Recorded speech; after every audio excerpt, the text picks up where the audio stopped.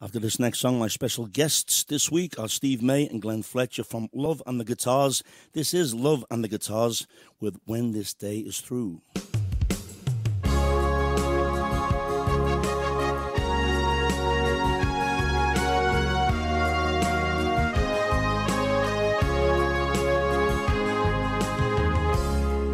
I'm walking down empty streets where families would once saw me. Where are they now? Where have they all gone? And a face in a window smiles at strangers just passing by. They're so alone, they just need a friend. When this day is through, we will be together. When this day is through, we will dance again. When this day is through, I'll hold you now forever. When this day is through, when this day is through, they've taken it all away. It's hard getting through the day. I wonder if life will ever be the same. I wonder. And we've got to win this fight. Through darkness there shines a light, and it's shining down on some better days. When this day is through, we will be together. When this day is through, we will dance again.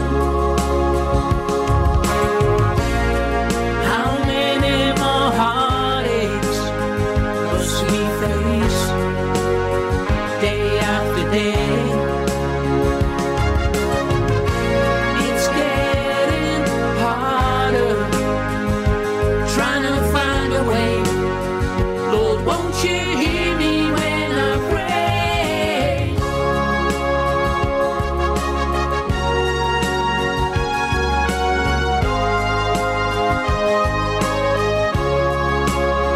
Just let it be.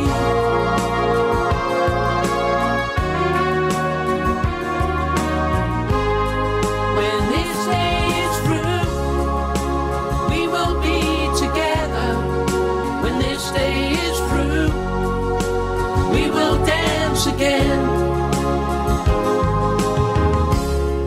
A new day is dawning. A new life begins. And it's bringing some hope into this big world. There's people so scared inside, in a city once full of pride. One day we will sing this victory song. When this day is through, we will be together. When this day is through, we will dance again. When this day is through, I'll hold you now forever. When this day is through, when this day is through.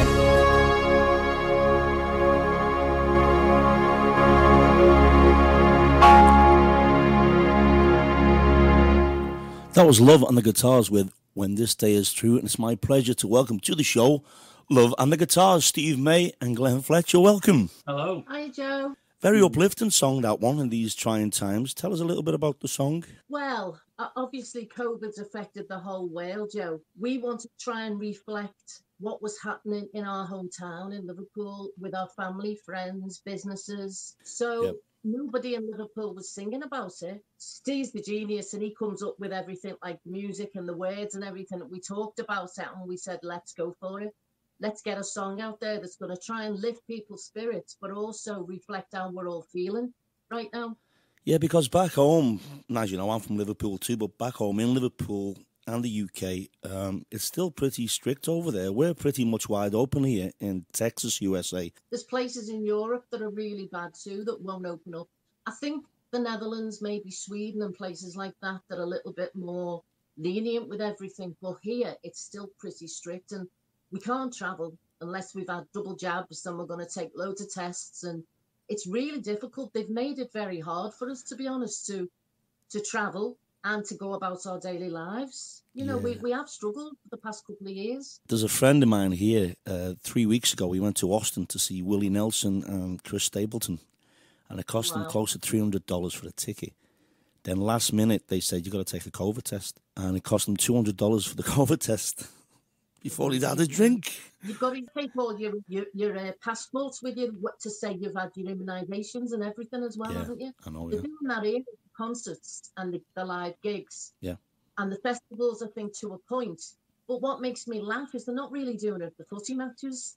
And you've got like 40 to 50,000 fans sweating and screaming together. And if it was going to spread, wouldn't it spread there? Do you know what I mean? That's a good point. We just wanted to get the song out and get it round the world and just lift everybody's spirits a bit, to be honest. That's what When This Day Is Through is about, because we were just waiting for it to come to an end and we could all get up and sing and dance again. But it's had a lot of plays, hasn't it? We've had about 10,000 downloads and streams on iTunes, and the song is self-explanatory. What you do as a songwriter, you know, you just write on what's going around you, don't you? And, you know, I was stuck in, and when I'd walk down the road, I seen old people looking through windows. Everyone sort of didn't trust anybody, you know what I mean? Yeah. Friends, and I used to be on the steps, you know. I mean, I remember when it started, walking down the road with a bottle of milk, and he didn't have a bag in the shop, and everyone was me as if I had this gold bullion. I only went for the bottle of milk. We drove round town, and it was just desolate. And you go, "Wow, this is like Matthew Street," and you know, it was just all totally derelict. The funny thing here was that we had a shortage of toilet rolls. Yeah. I don't know. Hey, we did here. That made me laugh, to be honest with you, because everybody was stockpiling toilet rolls for weeks. But there was a serious side to it, obviously, you know what I mean? But we just wanted to bring music to it and try and sort of like let everybody know this isn't going to be forever. Yeah. You know what I mean? One day we are going to be back to normal, hopefully. And you will be able to get about and do your own thing, see your families, loved ones, give everyone a hug, sing, dance, play music, and just get on with your life. And that's all we're looking forward to. When did you both get started in music? Well, me when I was 9, really. My mate had a Spanish guitar, and he sold it to me for 50 pence. And then he come back to my mum's and said he wanted it back. So I said, I'll give him £1 for it. So I gave him £1 for it, and it was just like a cricket bat. And there used to be this shop that a lot of people know on Picton Road called Dave's, and they used to have guitars in the window. They sold old drills, and it was a bit like an Aladdin's cave. Where we lived off Smithdown Road in Cranbourne, and I'd cut through, you'd right up to the top, cut through the mystery, the park, and I'd go and look in the shop, and these guitars, it'd be hanging these red guitars. I mean, they were probably just a piece of junk, but it was this red guitar, you know, and I just always, and it's only just shut down. That has been there like 40 years, that shop, Dave's.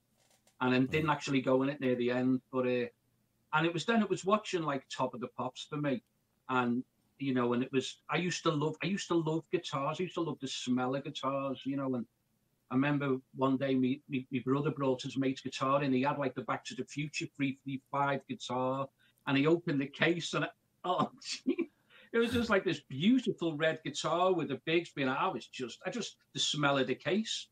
And then it was Mark Bolan with his salmon pink Les Paul and Mick Ronson. And whoever was on Top of the Pops, you know, it could be anyone. It could be Sparks, the band. It could be ABBA.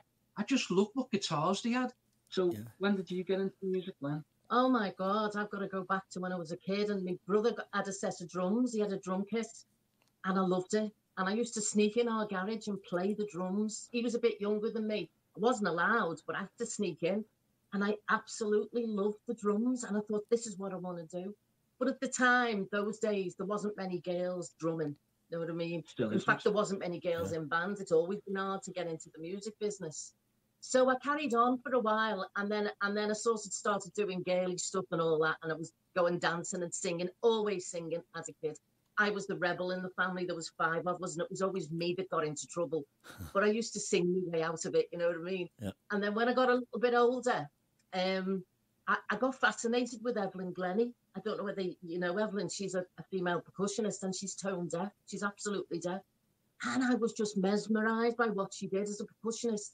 Then I wanted to take up percussion myself then, because I loved the drumming so much, and that was linked anyway, wasn't it?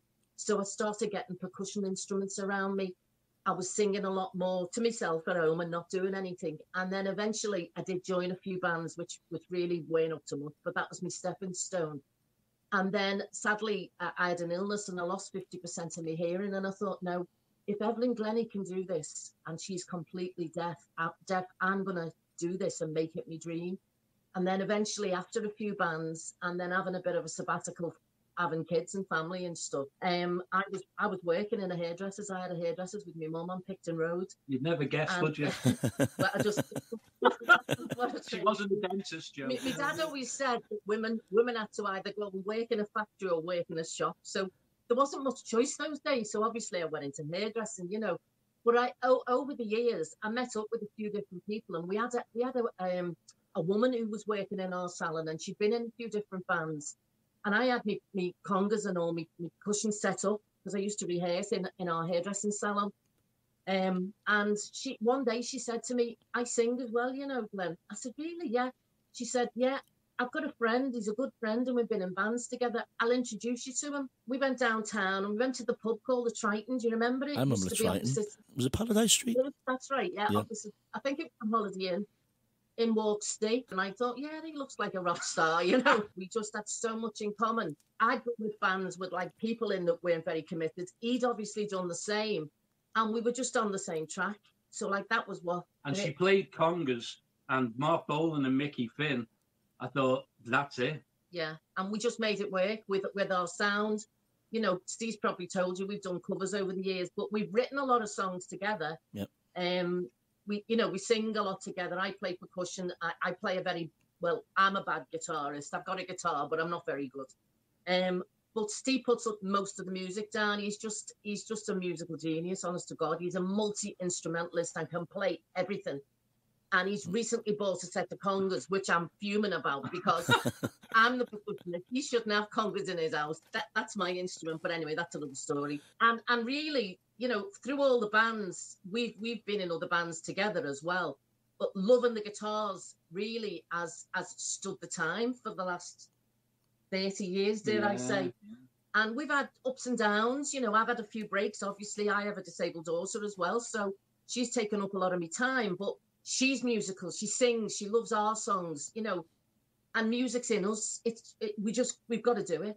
You know what I mean? And even if we can't do it the way we want to be doing it, which is probably over by where you're living, we'll keep doing it. We'll keep recording at home, and we just want the world to hear our music. I must just say, Joe, unfortunately, when you have a hairdresser in your band, you go into the gigs looking like Rod Stewart. You know what I mean? I had long hair. She had all sorts of wax in my hair. It was like the bit in Father Ted where he puts his makeup on his mates and he just looks awful. And I'd look in the mirror and say, I'm not going out like this, Glen.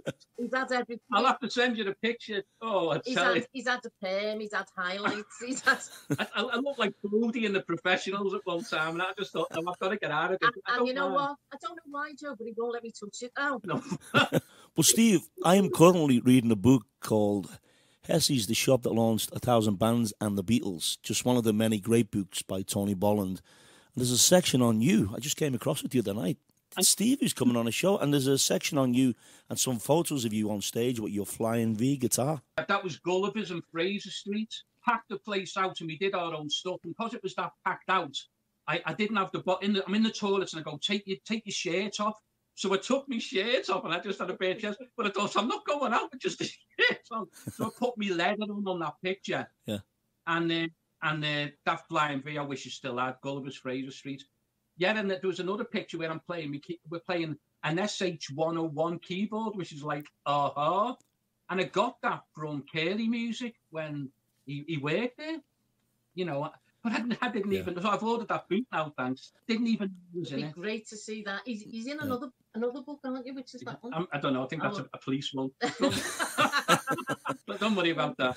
Glenn, you do the artwork for the covers. I love doing art. I draw and I paint and all that, just for myself and the family, you know. I did a little bit of art and design at art school and that. When we have covers now, Steve says what he wants. I go away and do a few ideas. I come back with them and he usually says they're crap.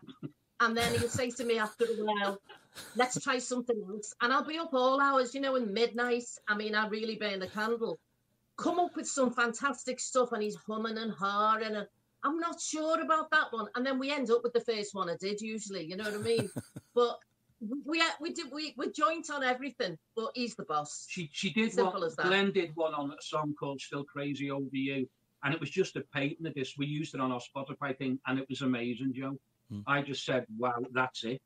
You know what I mean? You know yourself, and it might be a brilliant thing, but then it mightn't be right, and you go, "No, it's not right." And then she went home and she painted it. Another time she painted it on a tile.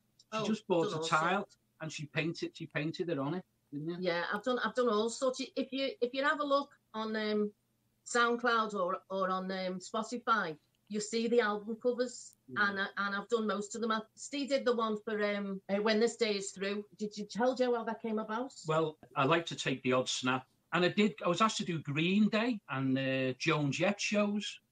And this guy who's jumping there, Joe, can you see that on the laptop? I got it, yeah.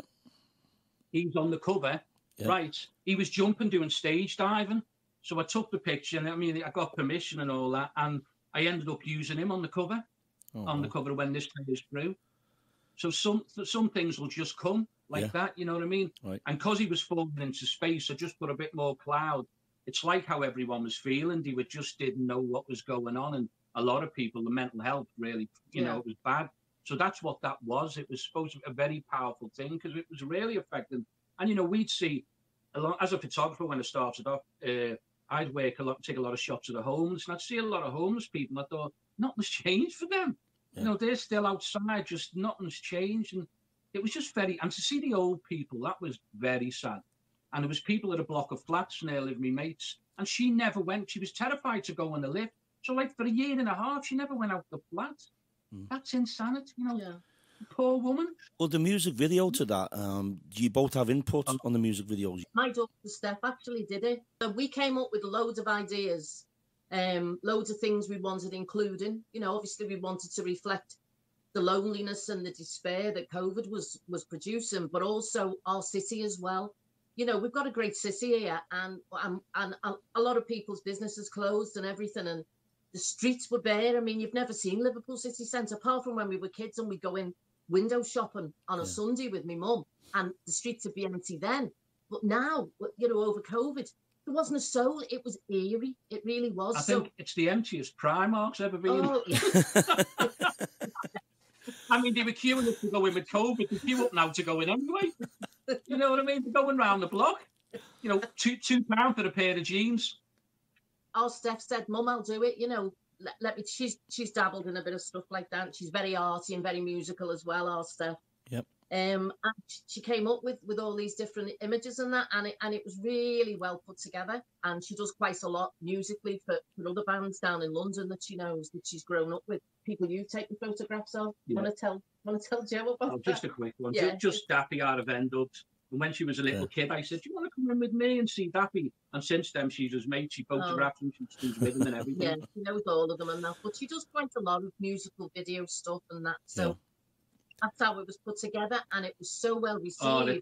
Everybody loved it. Countries that I've never even heard of. And there were places in India, South America, China, everywhere. People were coming back saying it's great. We loved it, didn't we? See, I really we didn't really want to do it and make it look depressing, but that's what was going on. You know, I was seeing people and we said, we can't show a pension. We asked the permission, you know. We said, we can't show a pension. I said, well, that's what's going on. And people are suffering. Don't just make it all lovey-dovey and it's false, because it wasn't like that. It still isn't to some people, you know. Let's play another track. This is Man on Mars.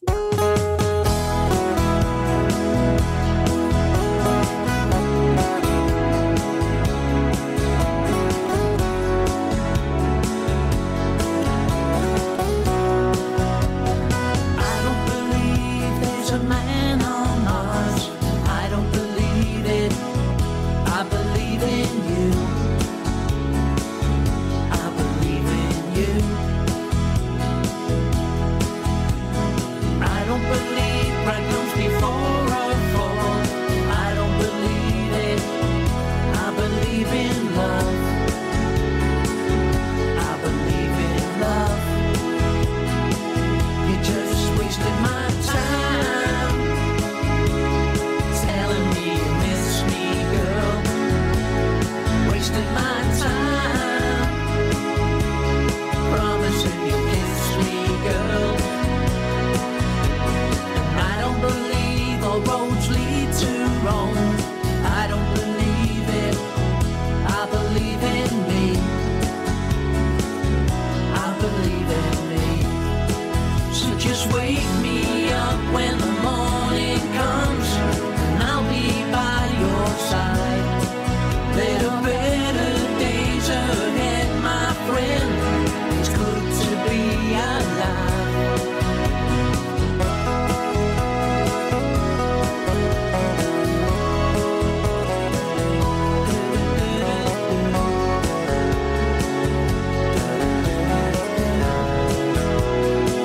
You just wasted my time telling me you miss me, girl. Wasting my time promising you'll kiss me, girl. I don't believe things come to those who wait. I don't believe it. I believe in love. I believe in love. I don't believe there's a man on Mars. I don't believe it. I believe in you. I believe in you. Girl, you know it's true. I believe in you.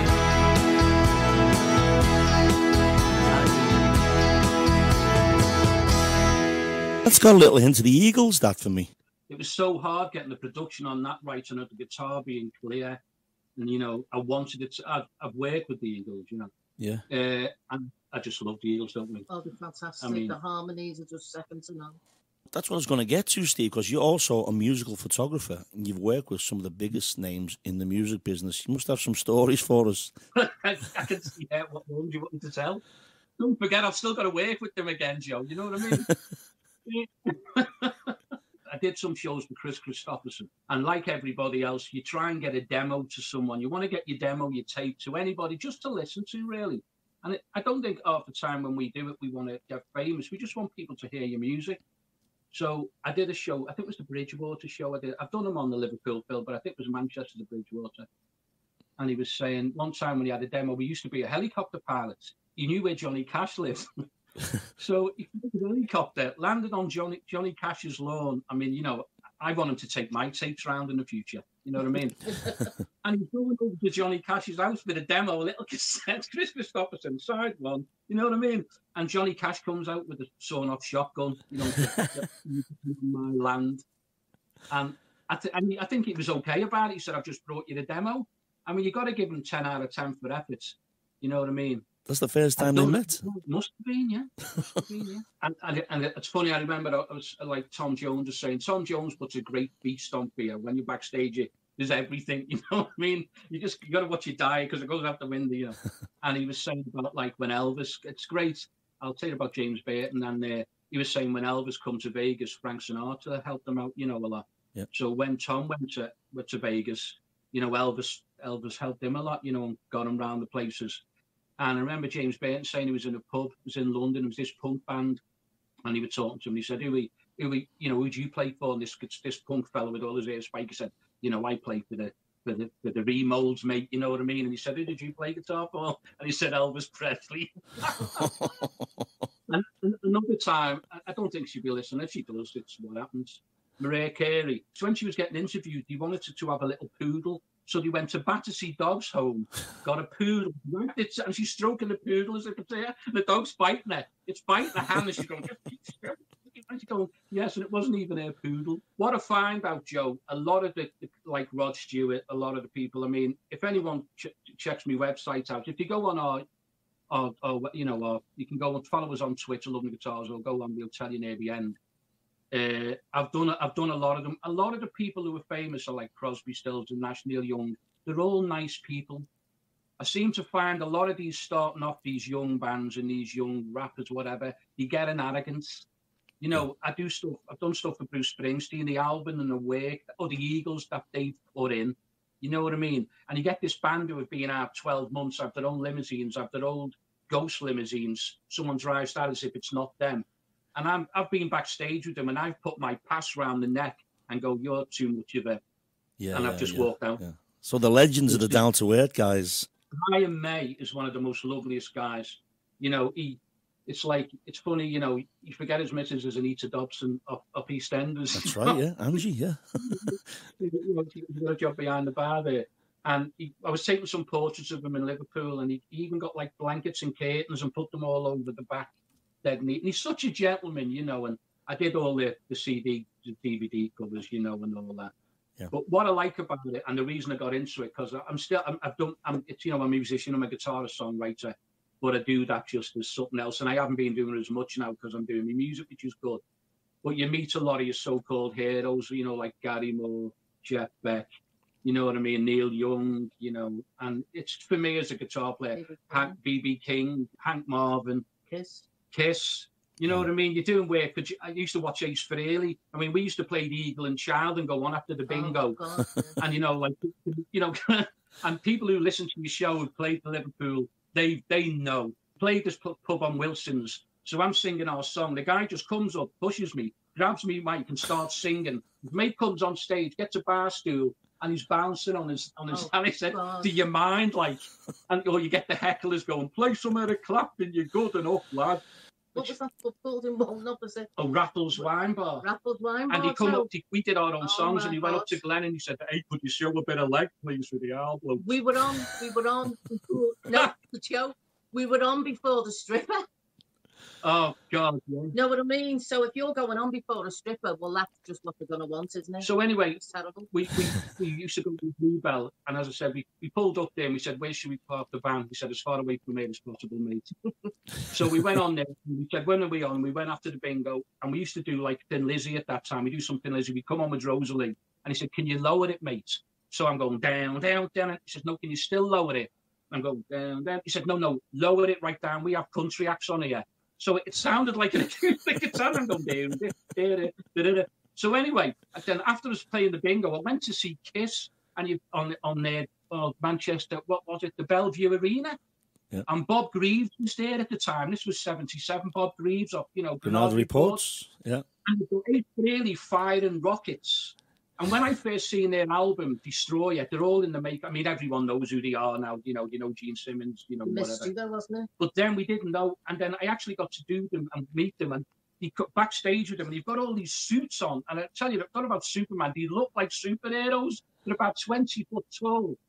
And I was doing the show for Ace Frehley's management. And I was doing some stuff with Kiss. Because they weren't getting on download on the Saturday, I did Kiss and said, "You're not doing Ace like that." "No, I'm not, no." And on the Sunday, I'm doing Ace Frehley. You're not doing Ace like that." "No, I'm not. No." You know, I'm not easily led. And if they're going to be a pain, I'll just tell them. You know, because I've played guitar since I was 9. And, you know, Gary Moore's one of my biggest influences. I did stuff with him. I got one of Gary's guitars, you know. Yeah. And that's what I do. And if I go and see someone in a lot of the bands I've done, and I won't mention them, they're doing it to CDs. George Michael, I did stuff with George Michael. George Michael's known for paying his backing band to mime to the CD, so we had the quality. And I love George, and he's a great vocalist. But a lot just to get the sound will do that. You'll just have backing tapes. There's rumours around Paul Stanley has backing tapes. And as you go on YouTube, and the song starts, he's singing, and he runs up to the mic. And to me, that's cheating the public. That's cheating the public, that. How did you make the contacts to work with all these people? Well, I started off doing a pub in the Metro in Liverpool, if people know. They must know it, in Sweeten Street. We used to play there. We used to go down in the lift. Used to get your gear down in the lift.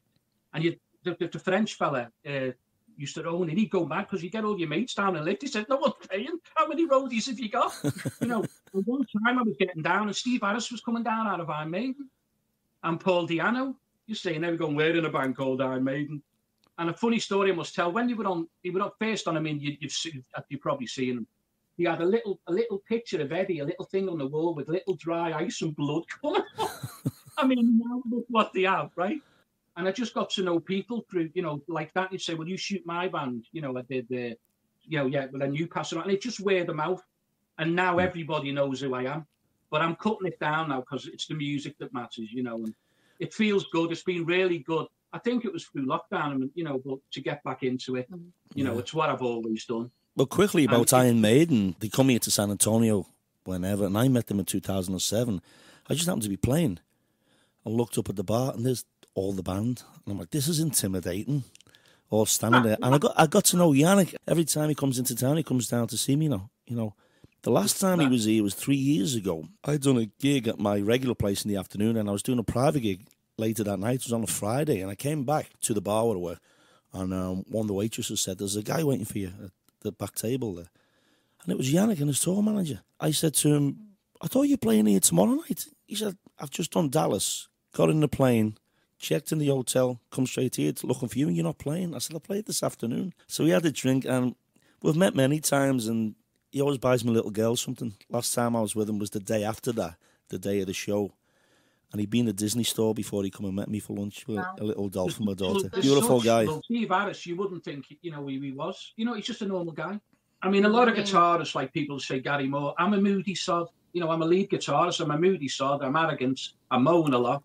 But that's what we do. You know what I mean? I'm always arguing with the drummer. You know what I mean? But that's what we are. So when people say Gary Moore's a moody sod, he used to have you on his coach. Gary would have everyone on the coach, sign for the stuff. But some nights he might have a bad day, go, no, not tonight. Go, well, he's a misery, him. But I mean, Glen loves working with me, don't you, Glen? He's a perfectionist, Joe. And sometimes we'd record stuff, and I'd go away, because we'd go to each other's houses, record and write and stuff like that. Yeah. And I'd go home thinking we'd done it, and that was it. We'd done the last vocal, the mix was done and everything. And he'd phone me up and he'd say, got to come back tomorrow and do the vocals again. I've just heard this glitch, and I couldn't even hear him.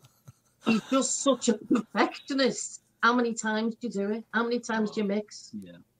Oh, but it's worth it in the end. You know what I mean? You get the quality, and you can hear in the music what he does. Yeah. So what's the best platform to find your music and to find out more about loving the guitars? I must just say something as well to people. My real name is Steve Gowdy, okay? Right. And when I used to go for jobs at work, he'd say Steve Goopy, Steve Gundy, and he'd get it wrong. So I said, I'll call myself Steve May. So that's been my stage name, because a lot of people say, I know you, but not as Steve Gowdy.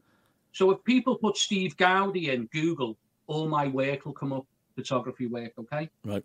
And if you put Loving the Guitars in, but people can get us mostly on, iTunes, Spotify, Deezer, YouTube, but we don't do a lot on YouTube, and you can find us like that. Loving the Guitar one on Twitter. Yeah, or just go on SoundCloud. I mean, the quality's not too good on SoundCloud, but at least you can hear them before they buy, they want to buy it. You'll see a few tracks on SoundCloud. I mean, we've got thousands of songs, behind us, there's thousands of songs. We just only started using Spotify, But if people can go on there to see, because we're working on new stuff now. So if they go on, the people that follow us, it's all over the world.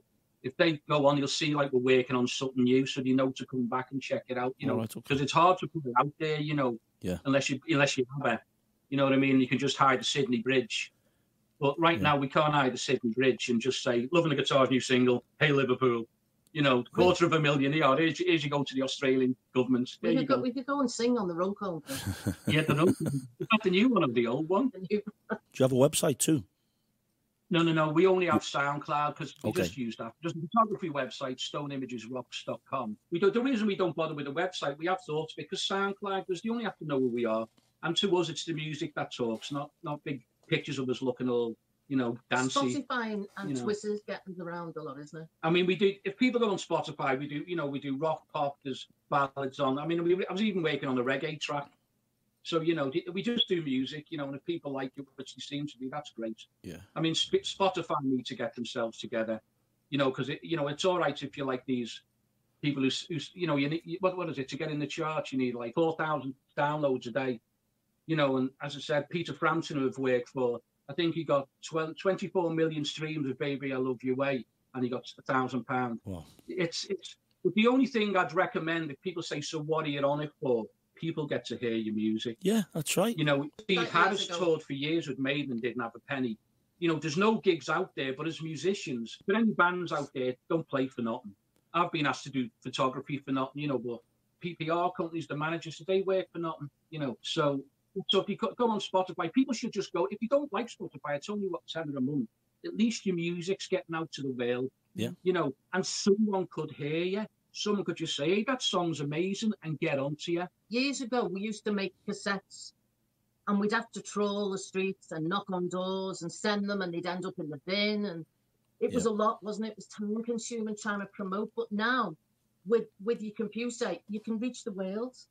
That's why we like Spotify and Twitter and everything, because when we do it, we've got people coming back from all over the world. So it's nice that people are enjoying our stuff now. Yeah. The new single's Hey Liverpool. Tell us a little bit about this one, and then we're going to play it. The main thing I wrote the song was because there's no rock in Liverpool anymore. I'm talking about rock like you used to get in Gulliver's in the 70s, in the Moonstone, in Milo's. There's none of that. It's not. There was a lot of venues then, wasn't there? All indie bands who are like 16 years old, flares on and stand looking at the feet. You know, that's it. I don't care how many they sell. As Eddie Van Halen said to me, it's the music. You know what I mean? It's the music that counts. And it's either crap or it's good. Yeah. And so a song could sell 20 million and it's crap. And it's still crap. You know, but a song could sell 1,000 on Spotify, but it moves someone. And that's what it's all about. So Hey Liverpool, I wanted to make it rocky. Yeah. I wanted to make it poppy. I wanted a sing-along chorus. I wanted to mention the 2 football teams. And we got to play that Anfield, which was amazing. Oh, that was brilliant. Oh, great. We played it. We just need to redo it and go, hey, Everton. You know, so I mean, and we love him. We think it's great. I love Glory Days. I love Bruce, and I wanted to get a drum sound with a lot of reverb on. So we did it, and we're gonna put it on a van, an advertising van, and drive around Liverpool. Yeah, with it playing. And we're gonna do a video and get the old green screen out. Probably be doing it in my back room. I just meant to say before we go, have you heard of Lonely Oak Radio? No. There is someone in America. And you're supposed to pay them to get played, and they really got onto us. They play our music a lot. We've got a lot of American things, you know, through that. Within individual radio stations online supporting us, to be honest. We've struggled a little bit. I mean, years ago, we were never out of Radio Merseyside. We were their featured album at one time, and they played us every single day. We went in and played. We were having interviews. We did competitions. We did phone-ins. We did everything with them. That was way back in the day of Roger Phillips and Pauline Daniels, was it? Yeah. Yep. And not so much now. I think mainstream now. I'm not sure whether, BBC own Radio Merseyside, obviously, but I'm wondering about even the independent ones, Bauer Radio and Global and all them. I think they've got their own playlist, and obviously they're paid by Sony or someone, or the big guys. You know what I mean? And we don't get a look in. We've been down there in the rain. We've stood there 5 o'clock in the morning. We've met the DJs coming in and out, the presenters, the producers, and mainstream still aren't giving us any support. But you guys who are not mainstream, who are probably working a lot harder and are there for us, for musicians, are supporting us. We're getting interest, aren't we, from even some of the local ones and the ones internationally who are not mainstream. Yeah. And it just seems to be the way it's going now. But we appreciate it. We appreciate you giving us publicity. It's amazing. Well, I know how it goes because I write and, you know, release music. So I know exactly how it is, how hard it is to get it out there. You know, I've done some local stations here and TV stations and stuff, being really kind to me and stuff in New York and Austin, but I know. But this station goes out to 115 countries, and I'm presenting in the US, so I'm happy to play this, especially for fellow Scousers. This is Hey Liverpool. 1, 2, 3, 4.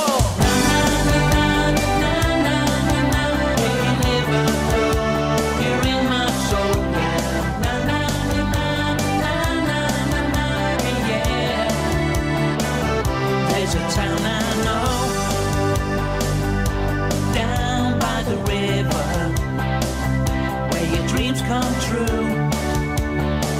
They play that rock and roll, colors red and blue, bringing us together on a Saturday night. We dance our troubles away. Sing with me now. La, la,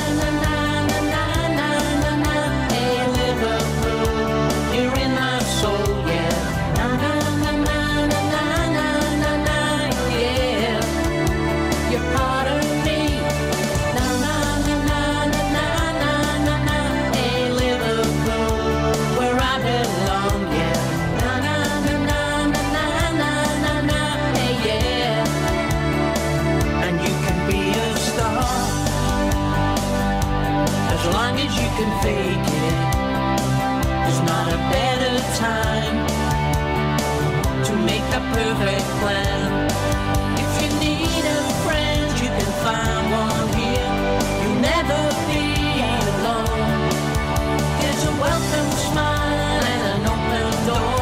It's the place that I call home. I call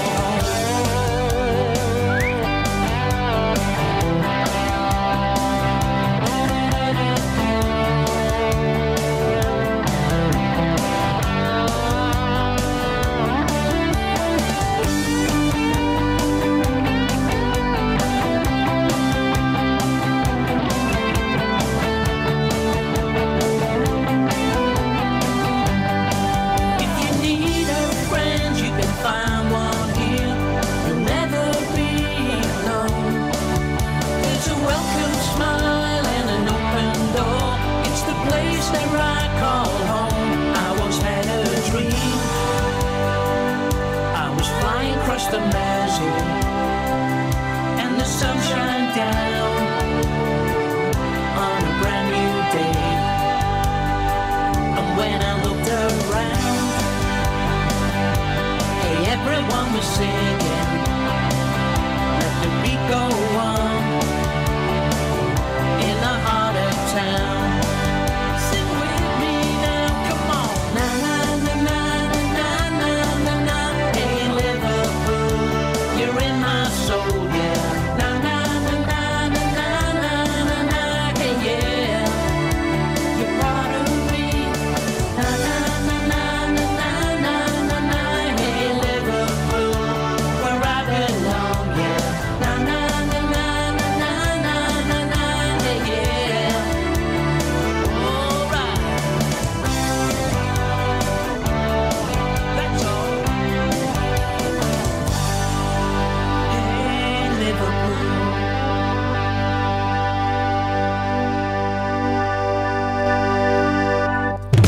Very catchy. I like the fact that it is rocky because, you know, you talk about our city anthems. Pete Wiley's Heart as Big as Liverpool is a real Liverpool anthem, but it's a lot slower. Yours is pretty rocky and catchy. But it says in the heart of Liverpool, that's the cabin. Well, we want everyone singing it, Joe, so that's why we wanted it rocky, Yep. poppy and upbeat, and something for people to rejoice and feel like it's an anthem. It is a happy song, isn't it? So you've gone the right way And about you, that. do you know what I mean? You want to sing along, don't you? Yeah. You want to. Yeah, you got your feet tapping on that one. You know, it's a easy, catchy chorus as well. Yeah.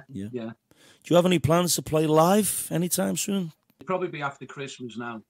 Right. You know, we know a few guys and girls who we could get to back us who are really good, but it's getting the commitments in it, Joe. You know what I mean? These people, you just don't seem to have the commitments. I speak to more people like through the guitar shops in America and that, who just say, come over, you know, it's a different place, you know, than I seem to get more people there with enthusiasm than I found in Liverpool.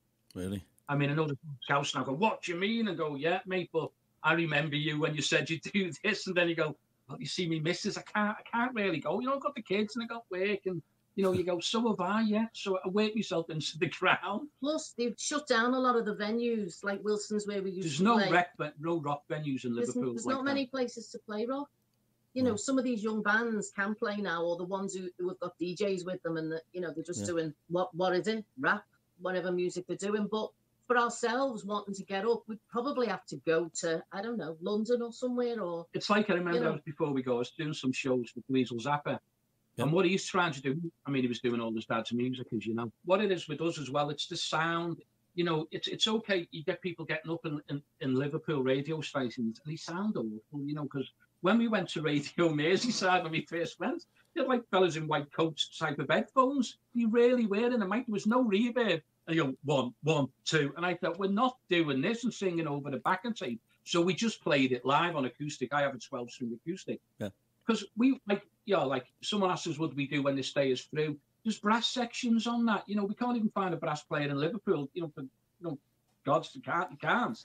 So if we did that, we'd want to do it with a full band, you know. You were going to get the Sally Army. I was getting the Sally Army in to do it. So it's Weasel Zappa, and he wants to do a studio where he can get a proper band, like these people who are doing it. Everyone's going online and doing Beatles songs, you know what I mean? If you're going to do a Beatles cover, do it right. You know, we do Norwegian Wood, we've done the odd cover. I do it in the same key as John, and I can actually sound it. You know, I'll do it like that. But you get people coming in doing it in the wrong key. I know. So we want to do our music to sound like it does on the record. We don't want to get up in some radio station in Liverpool and go, you know, when this day is through, we will be together. And you hear someone, you know, open a bag of crisps in the back room. Yeah, definitely after Christmas and sort something out. We thought of London because London's got a bit of a thing going on. A lot of seasoned musicians, you know, brass players, you know what I mean. Either that or get on a plane. You know, a drummer who knows more than 4/4. You know what I mean? Well, we want more than anything in the world to get and play live, and we will do next year, one way or another. I think the USA is calling, Joe, but we just haven't got the finances yet. So when we knock at yours at 4 in the morning, hey Joe, remember us, lad? Can you put us up in your garage? Yeah. Steve and Glen, it's been a pleasure. Thanks so much for joining us, and the best of luck with the new record. Thanks. It's been a lot of fun today. You've been amazing, and you're a lovely guy. We hope your listeners really enjoy it because you know you've helped us out and you've supported us here, and we've had a laugh, and it's nice speaking to you. Yeah. A friendly voice, you know what I mean? And I'm sure your listeners love you. And you both too. It's been great. Steve May and Glen Fletcher, everybody. That's Love and the Guitars.